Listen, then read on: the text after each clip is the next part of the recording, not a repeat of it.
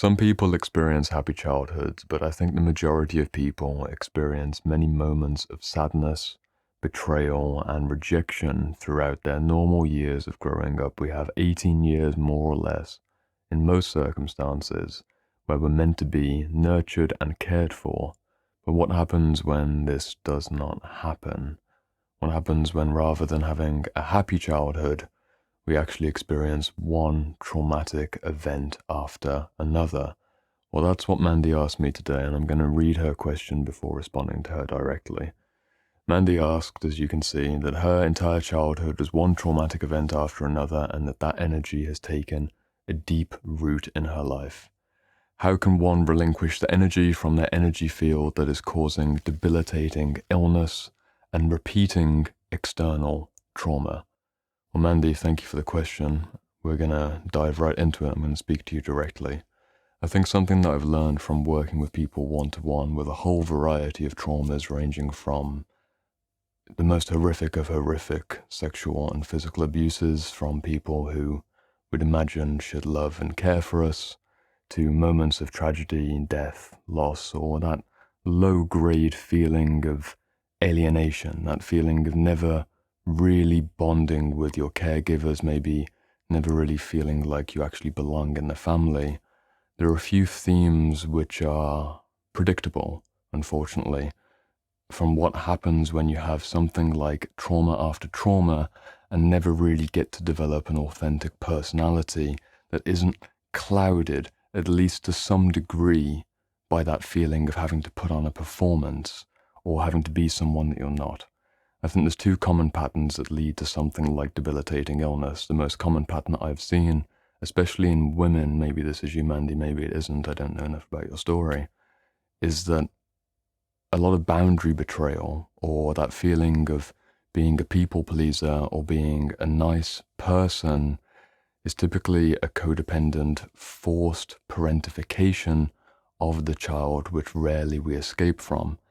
And in very common occurrences, this can lead to things like autoimmune disorders, such as chronic fatigue syndrome, or different ovarian issues, also breast-related issues for women, where everything related to caring becomes toxified.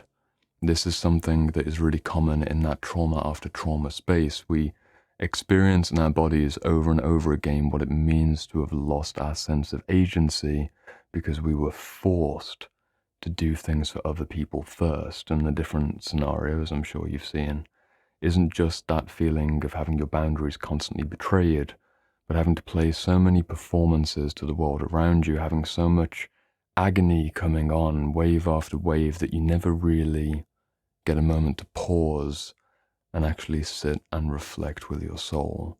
It's something which only really clues on for us, usually in our 20s at the earliest, but sometimes later in life.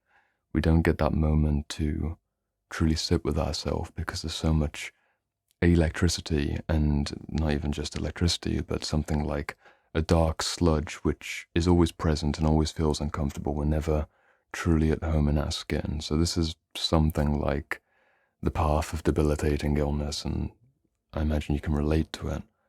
So what can we do? If we stay with the metaphor that you gave me, you mentioned that it's taken root in your life. I think that's a really interesting place to go in from a language perspective.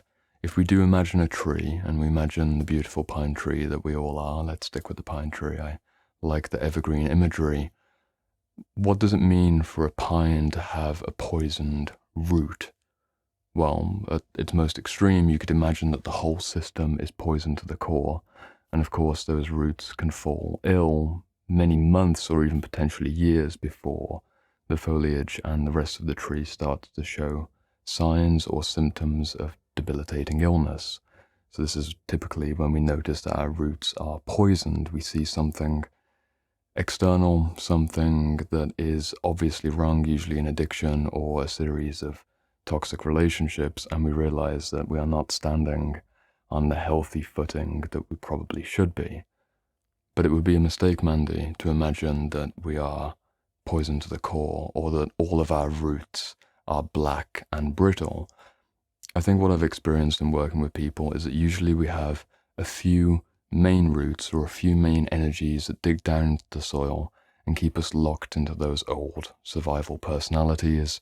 And of course, as a byproduct, that poison root, when the energy goes all the way up the trunk, does become, unfortunately, a poison branch and poisoned fruit. But we can heal both. Of course, the way to go about healing isn't to focus on the fruits or the branches or the trunk itself. It's going straight for the root. But what can we do? Well, I'll continue the metaphor for an extra moment. One option would be to cut away the roots which are poisoned and focus on the ones which are healthy. But of course, that doesn't work when the whole system has that feeling of heaviness. It just won't work. It's too much damage, it's too much trauma. This is something that happens if someone tries to, let's say they quit cold turkey on a certain substance. Usually it doesn't work too well. If they try and quit a toxic relationship and get out of it, very soon they'll be back in a relationship with another person who repeats the exact same tendency. It's almost like if we imagine ourselves again, not as a tree, but as a vessel, and we've got a large trauma inside of us. As soon as we remove that from our system, there's this spaciousness. And if we don't have the spaciousness inside of ourselves, or more appropriately, the comfort with that sense of spaciousness, that new sense of identity opportunity, we will rapidly reach towards something. I'm going to reach for my phone. Imagine you have the spaciousness, you have the trauma. We pull out the trauma with something like cathartic healing work, or something like holistic healthy diet and lifestyle, maybe some therapy sessions that focus on the root causes, at least at the very beginning, but not all the way down. What we're doing is we're removing, but then instantly plugging with the exact same pattern, and will never grow out of the old rootedness. I hope that makes sense. What I think we can do is allow that spaciousness the time that it needs to truly develop. It's not something which we can do in months or even years, and some would even question if it's possible to completely heal from a childhood so horrific. Whenever I've worked with people who've had multiple sexual abuses, for example, it's not an easy process to restore love and safety to the body, especially with so many fragmentary splits which require patient, consistent process. You can do a bit of unrooting and rerouting, but realistically we have to remember that we have many tendrils at our foundation, and the childhood being the base of all life, we can't uproot, reroute, and reshift ourselves overnight. It will take many years. We can do things like the traumatic somatic therapy work, maybe that's one route. We can do things like Jungian depth psychotherapy, another route, parts work, shadow work, archetypal energy, interpersonal one-to-one relational work, group work, healthy diet and fitness, cutting out substances. Each one of these processes, to the best of my awareness, is like taking that one route and gradually peeling back the brittleness and seeing what we can do, almost dropping a serum piece by piece consistently, the same way that you would water a young plant. We can treat ourselves in the same way. What can we do practically in the everyday? You asked in your question about not repeating these situations externally. Hopefully that metaphor of creating the spaciousness when the problem or the challenge or the trauma has been removed, to see what emerges in that space rather than compulsively filling in between. That's very easily said and very difficultly done. What typically happens when someone removes a major blockage is that an incredible amount of energy will start to open up, and usually it will manifest as either mania or anxiety, which are both hypercharged states. So the key, and I truly mean the key, to working in that spacious in-between, to not jump towards a polarity and go into this manic depressive swing, either internally or externally with dangerous, degrading circumstances, is to ground ourselves, of course, but it's also to have an ability to self-regulate.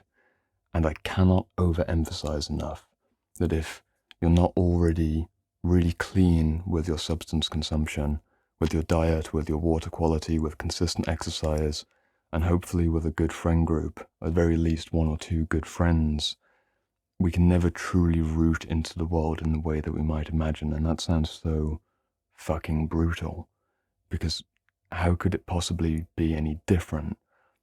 One of the things about looking back into childhood trauma is that we can sometimes get lost in the idea that it was our parents' fault, or it was whatever circumstance which was repeated that led to us being the way that we are. But that does strip away the agency that we have in the present moment. It's really about taking hold of the agency and taking responsibility of the actions that we do have control over, even if we do have a few poison roots, to recognize that we do have a variety of very healthy roots, because how could it be any otherwise? People who didn't have those healthy roots are no longer here with us, and that's tragic. They just didn't have enough hope. They didn't have enough light to be able to see, or at least glint through that veil of sludge or darkness. But if you do have some healthy roots, and if you can anchor yourself into healthy habits, that creates a foundation over many months, creates the stability to avoid that manic depressive pendulum swing or a heightened state of anxiety where the nervous system and the biochemical system creates a foundation of stability, of course, to then go into the darker memories and the darker experiences, which you can approach from the many angles of holistic cell therapy. So Mandy, what do I suggest? I suppose in response to your question, in essence and in conclusion, a series of traumatic events, whatever it may be, is never going to truly heal. I don't think we can heal 100% if we imagine that we received a wound, or even if one of our roots is poisoned. No matter how much bandaging, no matter how much care and dressing we may put on that wound, there will always be a scar, and that tissue will never quite be the same. It's the same with a root which was damaged, or a root that tragically we may have to cut off, and this can sometimes be a person. We'll never forget that. But I do believe that it's possible to get at least 80%, if 90% of the way towards healing, if healing is something that we take to be a feeling of wholeness.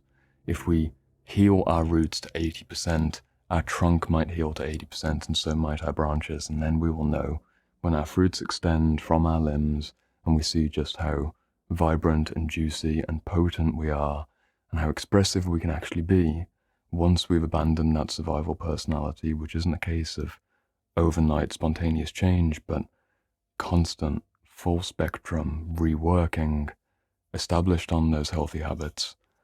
We can start to get there, but I think it's a mistake to be perfectionistically aiming towards full healing. And of course, the most obvious thing to do, I think, at the very least, is to take a moment to pause and reflect which areas of our lives we could do with cutting away, or at the very least creating a significant amount of distance from, particularly habits in regards to substance consumption, and particularly relationships where we spend too much time, because it's only in that spaciousness, held with the tension before putting something else in to fill that familiar wound, that we stop picking at the scar, we stop pulling that scab off, and we actually let it heal.